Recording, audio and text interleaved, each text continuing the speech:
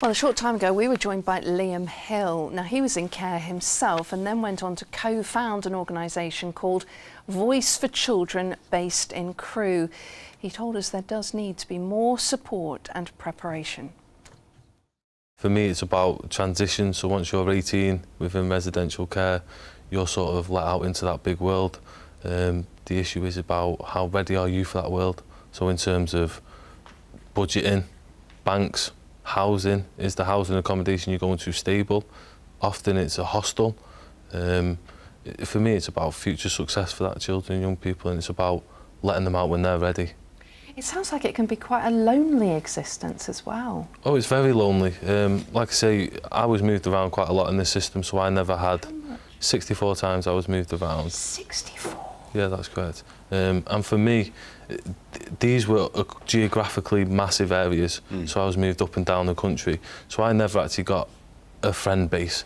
I never got this sense of community. So once I actually left the care system at 18, you're sort of shoved into that world where no one still cares about you. You had to start completely on your own. For me, I felt I did, yeah. So I'd had everything and I'd made real good relationships in terms of my children's home that I lived at. Then that got closed down, black bin bag situation, and you're getting shoved into a hostel. And the issue for me is that we are still the most vulnerable people in society. So I was 17 when I got put into this hostel, and you're placing me with adults who are 26, 27, who've got their own issues. So you've got living right next door to addicts, you're living right next door to alcoholics. You're living on £50 odd a week.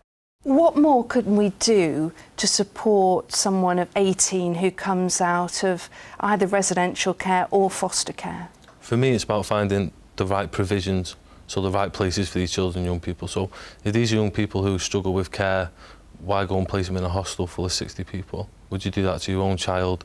For me, I think you need a mentor.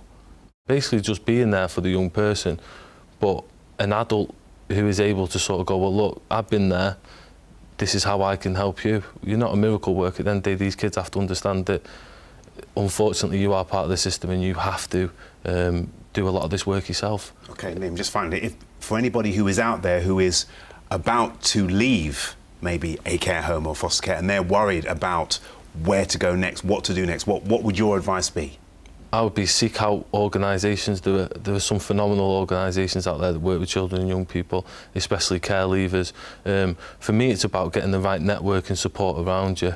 It's about keep your chin up. At the end of the day, things will get better. It's about having confidence within yourself and trying to set up a support network around you, like I said, just so you feel better, because the reality is you can't change it. As sad as it is, as much as I'd love it for children and young people to leave when they're ready, as you were saying before, due to money and stuff like that, that's not possible. OK, Liam, thank you very much indeed for joining us today. Thank you.